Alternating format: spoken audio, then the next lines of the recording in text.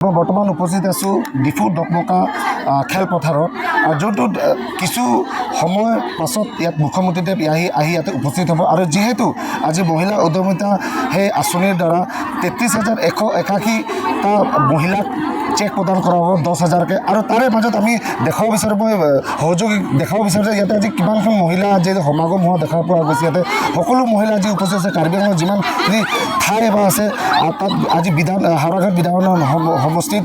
ইয়াত আজি এই খেলপথাৰত উপস্থিত হৈছে বৰ্তমানলৈকে মুখ্যমন্ত্ৰীদেৱ আহি উপস্থিত হোৱা নাই আৰু ইয়াৰে মহিলাসকল গোট খাইছে ইয়াতে আমি মহিলাসকলৰ পৰা আমি জানিবলৈ চেষ্টা কৰিম যে ইয়াত এখেতসকলে ক'ৰ পৰা আহিছে কি চেক তাৰমানে কোনটো গোটৰ পৰা আহিছে আমি তেখেতসকলক হয় বাইদেউ আপোনালোকে ক'ৰ পৰা আহিছে আমি লাংহিনৰ হয় আমাৰ গোটটোৰ নাম হেৰি গীতাঞ্জলি তাৰপিছত আজি আপোনালোকে চেক পাব আজি আমি মানে আমাৰ অপেক্ষাৰ অন্ত পৰিলে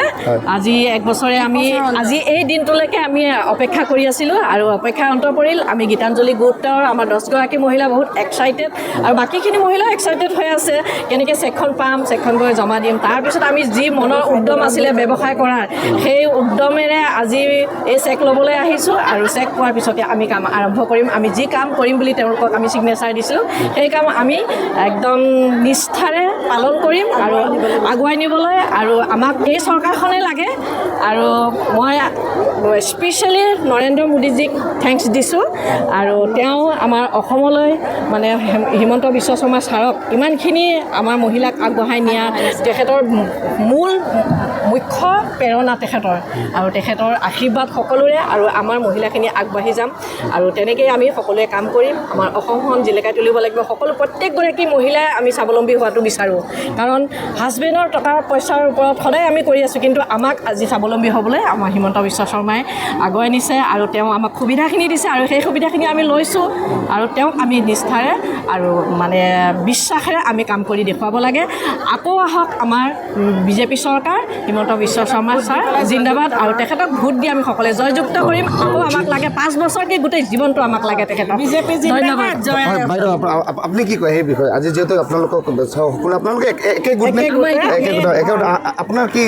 মন্তব্য কি আপোনাৰ মনোভাৱ কেনেকৈ আপোনাৰ আজি আমাৰ এই যি উদ্যমিতা আঁচনিখিনি চৰকাৰে দিছে সেইটো লৈ পেলাই আমি বহুত সুখী হৈছোঁ আৰু যিখিনি মহিলাসকলে হয়তো পুৰুষৰ ওপৰত নিৰ্ভৰ কৰি থাকিব সেইকাৰণে মুখ্যমন্ত্ৰী ছাৰে আমাক মহিলাসকলেও যে নিজৰ ভৰিৰ ওপৰত খাৰা হ'ব পাৰে সেইকাৰণে তেখেতে আমাক ইমানখিনি সহায় দি পেলাই আমাক আগুৱাই যাবৰ কাৰণে আমাক এটা সাহস দিছে বিশেষকৈ সাহসেই ক'ব পাৰি তেখেতে দিয়াৰ কাৰণে আমি সাহসৰ হিচাপে আমি আগুৱাই যাব পাৰিছোঁ মহিলাসকলে সেইটো কাৰণে আমি আৰু কিমান ক'ম তেখেতৰ কথা কৈতো আমি অন্ত কৰিব নোৱাৰোঁ আমাৰ ছাৰ মানে ইমানেই মানে অকল আমাৰ মহিলাসকলৰ কাৰণেই নহয় সকলো আঁচনি যিমানখিনি আজিলৈকে দিছে আঁচনি গোটেই আঁচনিখিনিয়ে মানে ইমান লাগতিয়াল দৰিদ্ৰসকলৰ দুখীয়াসকলৰ ল'ৰা ছোৱালীয়ে হওক বা ষ্টুডেণ্টেই হওক বা বেমাৰীয়ে হওক সকলোখিনিকে মানে সকলো ফালৰ পৰা টকা পইচা বা সহায় কৰি পেলাই আগুৱাই লৈ গৈছে এইটো কাৰণে আমি এই চৰকাৰখনকে বাৰে বাৰে বিচাৰোঁ আমাৰ বিশেষকৈ আমাৰ হিমন্ত ছাৰক আমি মানে আকৌ পুনৰ মানে মুখ্যমন্ত্ৰী হিচাপে আমি তেওঁকে চিটত বহাব বিচাৰোঁ সকলো ৰাইজলৈকে মই এটাই অনুৰোধ কৰোঁ এই চৰকাৰখন যেন গোটেই জীৱনটো পৃথিৱী থকালৈকে যেন জীয়াই ৰাখে মই এইটোৱে অনুৰোধ কৰিছোঁ বিজেপি জিন্দাবাদ জয় অসম বন্দে মাতৰম নমস্কাৰ হয় দেখা পোৱা গৈছে যে মহিলাসকলৰ কেনেকুৱা ধৰণৰ মনত আজি এক চেক পোৱা যাব আৰু চেকৰ পৰা তেখেতে এক আনন্দৰে তেখেতসকলে চব আহিছে ইয়াত আৰু পাছলৈ আগলৈ আমাক যেনেকৈ লাগিব বুলি তেখেতসকলে দাবী কৰি আছে আমি নিৰ্মল থাপা নিউজ 18 অসম